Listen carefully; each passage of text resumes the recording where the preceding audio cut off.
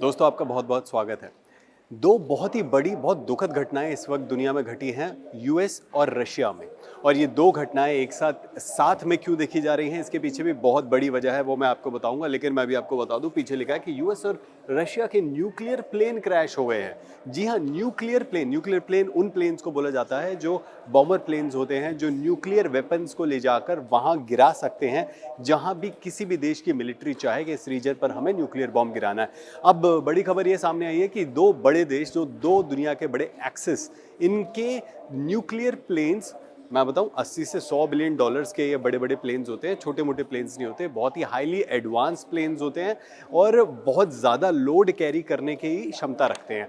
US का जो plane है वो B2 बॉम्बर है, वो क्रैश हो गया। कैसे क्रैश हुआ? दरअसल कैलिफोर्निया में वहीं पर उनका यूएस का जो एयरफोर्स बेस है वहीं पर उसने फ्लाइट भरी। फ्लाइट उड़ान करने के थोड़ी देर बाद ही वो प्लेन नीचे गिरा और उसके बाद बहुत सारा धुआं जो है और आग का गुबार वहाँ पर देखने को मिला। उसके साथ ही रशिया का Tu-22M3 बॉम्बर, उसकी भी एक वीडियो सामने आई। कुछ ही समय बाद वो वीडियो सामने आई कि वो प्लेन हवा में गिर रहा है, ज़मीन पर जाकर कहीं गिरा है और उसके बाद वहाँ पर एक धुएं का गुबार, बहुत बड़ा गुबार जो है वो सामने देखने को मिला। B2 बॉम्बर की अगर मैं बात करूँ, वही मैंने जो आपको बताया कि 80 से 90 मिलियन डॉलर का ये प्लेन है। और जब ये दुर्घटनाग्रस्त हुआ तो उसके बाद ये सामने आया कि यूएस एयरफोर्स ने बोला कि 8 जो सैनिक हैं वो वहाँ मारे गए हैं।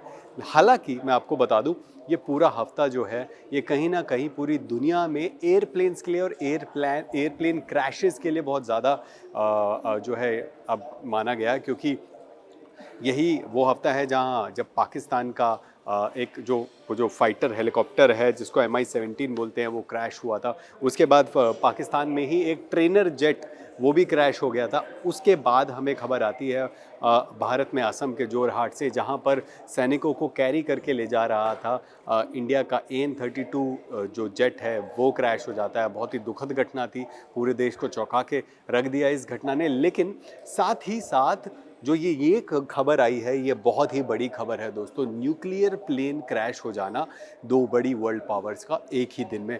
अचानक से ऐसा क्या हुआ? अचानक से ऐसी क्या चीज़ें, गतिविधियां या फिर ऐसे क्या नेटवर्क इश्यूज आए हैं कि जिससे कि प्लेन जो है वो कम्युनिकेट नहीं कर पाया या फिर फ्लाइट नहीं भर पाया या फिर ऐसे, क्योंकि ऐसी घटनाएं होना अपने आप में बहुत ही rare of the rarest cases में से आता है। कोई भी फ्लाइट क्रैश हो जाना वो अपने आप में एक रेयर केस है, लेकिन मिलिट्री की फ्लाइट, और वो भी दो बड़े देशों की एक ही दिन में, इसके पीछे कोई ना कोई तो राज है जो अभी तक लोगों की नज़रों के सामने नहीं आ पा रहा है।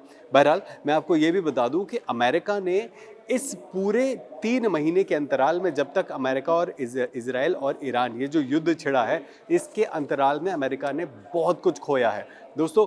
अमेरिका वैसे गया तो था ईरान के कुछ ही दिनों में, वहाँ पर जाकर कब्जा कर लेंगे, एक पब्लिक रिवोल्ट होगा और एक नई सरकार आएगी जिसको अमेरिका खुद अपने हाथों से बनाएगा और वहाँ पर एक तरीके से अनऑफिशियल गवर्नमेंट की तरह अपनी एक सरकार ईरान में चलाएगा। लेकिन हुआ बिल्कुल उल्टा, उसके विपरीत। लेकिन उसके बाद क्या हुआ? अमेरिका ने जो लॉस वहाँ पर फेस किया है वो अपने आप में आज तक के अमेरिका के युद्ध में, जितने भी युद्ध अमेरिका ने किए, मैं आपको बताऊँ बड़े बड़े 3 युद्ध अमेरिका है में अमेरिका जो है वहाँ पर गया है, चाहे वो अफगानिस्तान युद्ध हो, चाहे वो इराकी युद्ध हो, चाहे वो ये ईरान के अगेंस्ट युद्ध हो। अफगानिस्तान के अगेंस्ट जो युद्ध था उसमें काफ़ी सारे एयरफोर्स के बड़े बड़े प्लेन जो हैं उनको धराशाही किया था अफगानिस्तान के विद्रोहियों ने। उसके बाद इराकी युद्ध में बहुत ज़्यादा एयरक्राफ्ट जो प्लेन्स थे, एयरफोर्स के प्लेन्स थे, वो धराशायी नहीं हुए थे।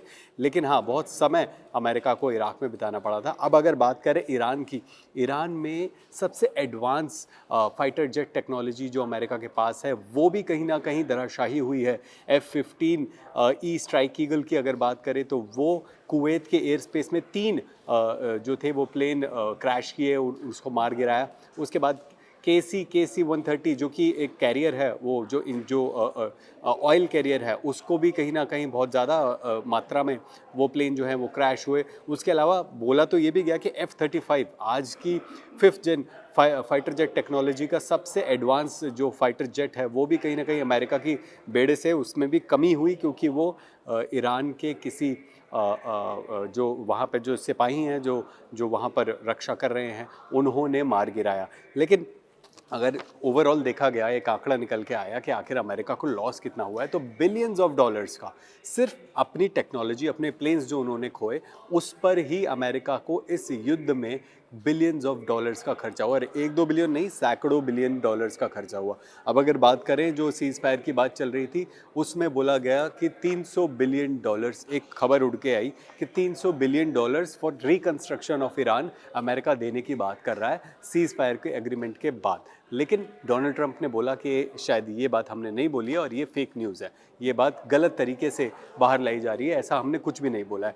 जेडी वैंस भी उसके बाद आए, उन्होंने भी बोला कि हालांकि हमने ऐसा बोला नहीं है, कोई नंबर नहीं दिया, बट हम लोग अग्री करते हैं कि अगर कुछ ऐसा होता है, सीज फायर होता है, तो हो सकता है कि अमेरिका ईरान में रिकंस्ट्रक्शन प्लान भी लेकर आए। लेकिन अभी अगर बात करें तो ये बहुत बड़ी बात है, मिलिट्री जगत के लिए बहुत बड़ी बात है, जियो पॉलिटिक्स एंड जियो स्ट्रैटेजी के लिए बहुत बड़ी बात है कि 2 nuclear carrying plane B-2 bomber और एक Tu-22M3 रशिया का बड़ा न्यूक्लियर कैरिंग प्लेन जो है वो धराशाही हो गया है। इसके पीछे बहुत सारे मैसेजेस हैं, बहुत सारी बातें हैं जो उठ रही है, लेकिन अभी तक के लिए यही कि क्या कोई नए युद्ध की तैयारी है, या फिर अभी जो G7 मीटिंग चल रही है, G7 समिट चल रही है, उसमें भी काफ़ी पॉजिटिव न्यूज़ निकल के आ रही है कि स्ट्रेट ऑफ हॉर्मुज़ के ऊपर फाइनल बातचीत हो सकती है। और डोनाल्ड ट्रंप से सभी लीडर्स ने, यूरोपियन लीडर्स ने बातचीत करी है कि फाइनली अब स्ट्रेट ऑफ हॉर्मुज़ को खोले जाने का प्लान वो बनाना चाहिए। तो क्या होता है इसके बाद जो भी खबर आएगी हम आपको अपडेटेड रखेंगे। बाकी खबरों के लिए आप हमारे साथ जुड़े रहिए। Stay tuned.